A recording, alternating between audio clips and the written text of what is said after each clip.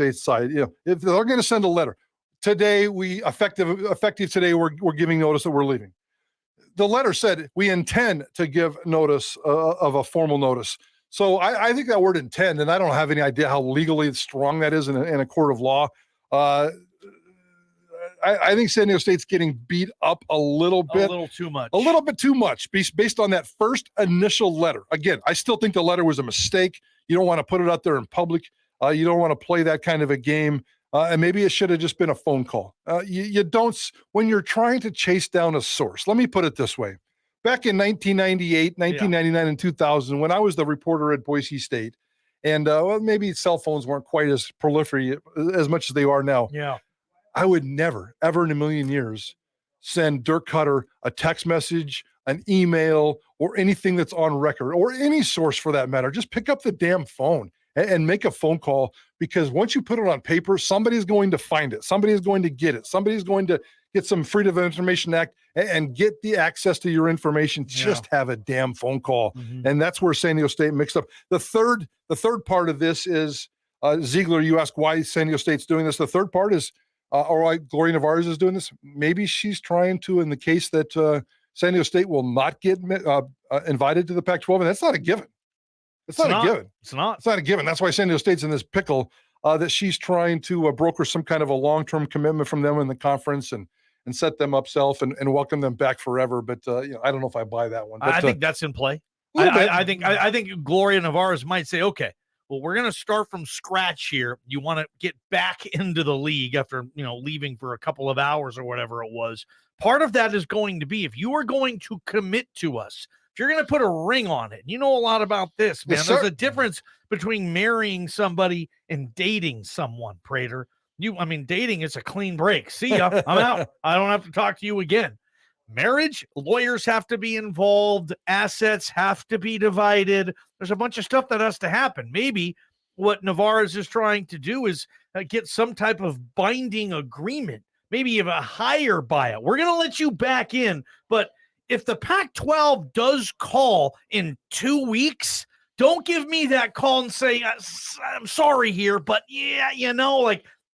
she's covering her own ace. And I appreciate her doing that, She's covering the Mountain West's behind on this too. Yep. So they don't look like what I say, turd burger McMistletoe. They don't want to look like him either. So I like how she's doing that. I also think part of it, I don't think you agree with me on this, but I've been saying it for about a week.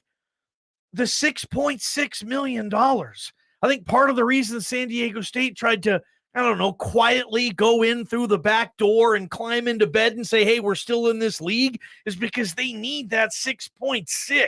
They have people that they owe. That's last year's budget. And they're saying the Pac-12, where are they? Where is our money? Hey, if we can at least just get into the league now, get our 6.6 back, and then when we leave, we'll say, oh, yeah, hey, the check's in the mail. Like, now they don't get anything because the Mountain West just gets to say, no, we're just going to go ahead and keep it. We're not sending you your money. We're keeping it. We're taking it off your books. So we're going to do that next year too. Next year when the TV money comes out, we're going to take every penny of that too, because you still owe us, $11+ million or whatever it is after this. I think that's a big part of it too. I think San Diego State, Prater, I think they wanted that $6.6 million, and they didn't get it, dude. I certainly think that I'll buy that theory. I don't know if it's true or not, but I'll definitely buy that theory. And San Diego State is acting that desperate, where they probably could use that money and want to use that money, and found a gray area. Well, we're not really being invited by the Pac-12, so let's just see if we can get both. It's like Prater wanting the chocolate bar and the piece of pie for dessert. You can't have both because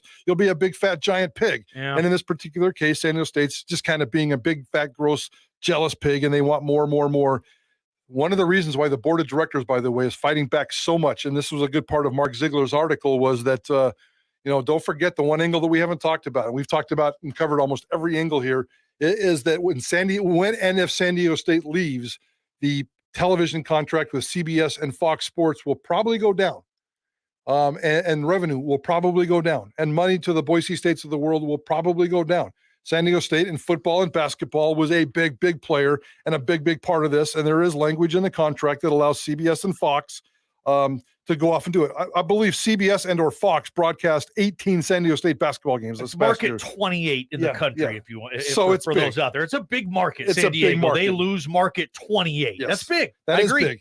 So I guarantee you, Marlene Trump and every other president in the Mountain West is firmly standing behind, because they want all their money, and they're worried that some of that money might be going away.